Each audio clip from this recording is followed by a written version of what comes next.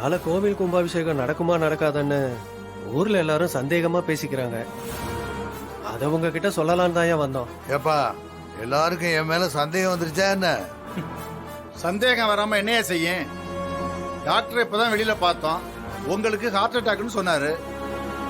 நீங்க நல்லா இருந்தப்பயே உங்களால ஒண்ணும் செய்ய முடியல, இப்ப நெஞ்சு வலி வந்து உட்கார்ந்து இருக்கிறீங்க. உங்களால என்ன செய்ய முடியும்? ஏங்க பார்த்து பேசுங்க. எங்க வந்து என்ன பேசிட்டு இருக்கீங்க? பேராண்டி நீ கொஞ்சம் அமைதியா இருப்பா. நெஞ்சு வலி தான் வந்திருக்கு, நான் ஒன்னும் சாகலையே. ஏங்க தாத்தா, என்ன நீங்க இப்படிலாம் பேசுறீங்க? கொஞ்சம் பொறுமையா இருங்க தாத்தா. நீ இருப்பா.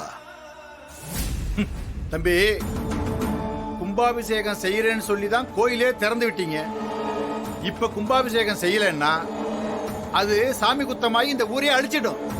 ஏற்கனவே மழை தண்ணி இல்லாம இந்த ஊரே கஷ்டப்பட்டுக்கிட்டு இருக்கு. நீங்க உங்க மாமனை கூட்டிட்டு வந்து அவர் கையாலேயே கும்பாபிஷேகத்தை நடத்துவேன்னு சொன்னீங்க. ஆனா அதுக்கான ஏற்பாடுகளை நீங்க எதுவுமே செய்யற மாதிரி தெரியலையே.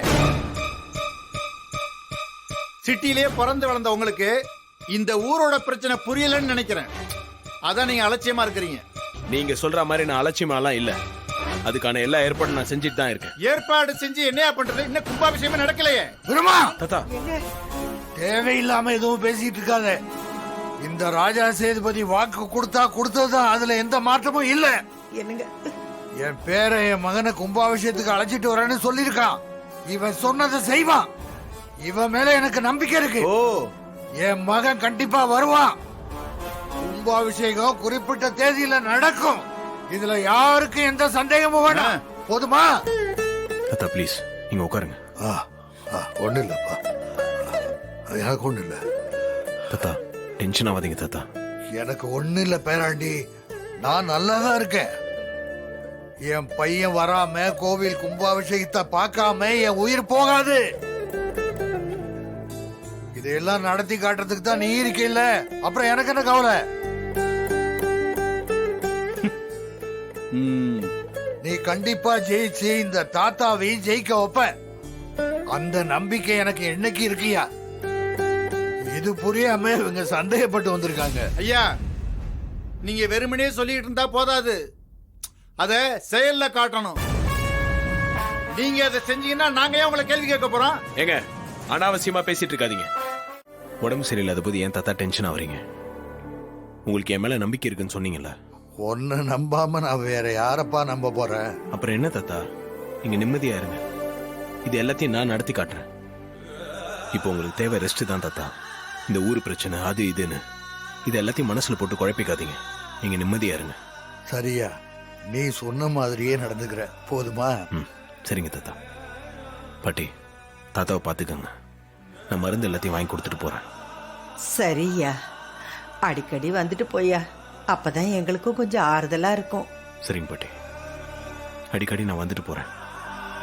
தாத்தாவை பார்த்துக்கங்க பாட்டி. ரேவதி கல்யாணம் முடிஞ்சதும் என் பையன் வந்துருவான்ல? கண்டிப்பா வருவார் பாட்டி. நீங்க அதை பத்திலாம் கவலைப்படாதீங்க. நீங்களும் உடம்ப பார்த்துக்கங்க பாட்டி. நான் கிளம்பட்டுமா தாத்தா? சரிப்பா. நீங்க உட்காருங்க தாத்தா, ரெஸ்ட் எடுங்க. நான் போயிட்டு வரேன் தாத்தா. நல்லா இருப்பா. வரேன் பாட்டி. நல்லா அறியா, நல்லா வரேங்க. வாங்க தம்பி.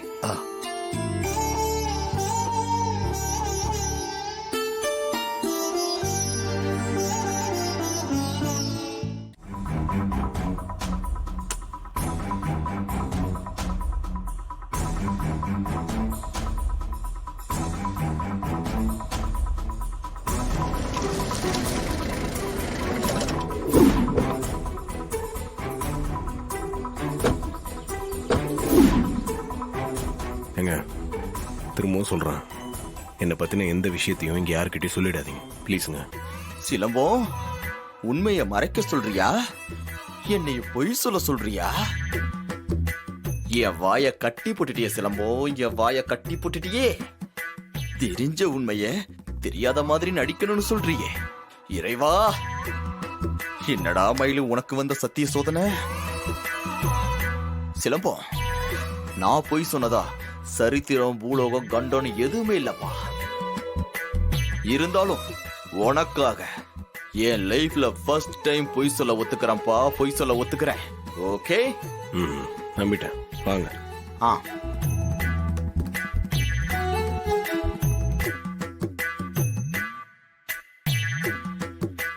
ஏங்க யாத்தாடி.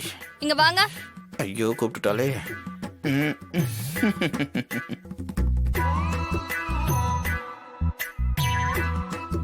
ஹாய் ரோகு, பூ போட்ட ப்ளவுஸ் சூப்பரா இருக்கு. மல்லிகா டைலர் தச்சதா?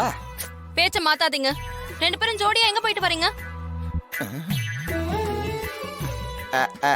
அது வந்து அது சும்மா அப்படியே போயிட்டு வந்தோம்.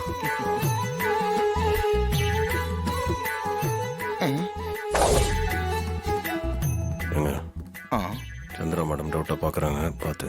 அந்த அம்மா பார்வையே அப்படித்தான். மேடம் யாரு?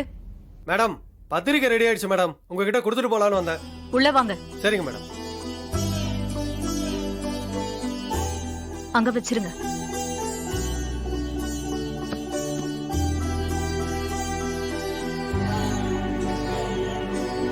ஈஸ்வரி, முதல் பத்திரிகை குலதெய்வம் கோயில வச்சு கும்பிட்டுட்டு அதுக்கப்புறமா மத்தவங்களுக்கு எல்லாம் கொடுக்கலாம். ஆமாங்க, அப்படிதான் செய்யணும். அதான வழக்கம். ம்.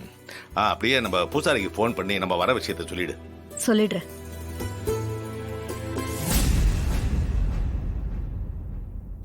டேய் டிரைவர், இன்னும் கொஞ்ச நேரத்துல ஒரு பூகம்பம் வெடிக்க போகுது பாரு. அதுக்கப்புறம் நீ இந்த வீட்லயே இருக்க முடியாது. என் அக்காவே உன்னை இந்த வீட்டை விட்டு துரத்திடுவா பாரு.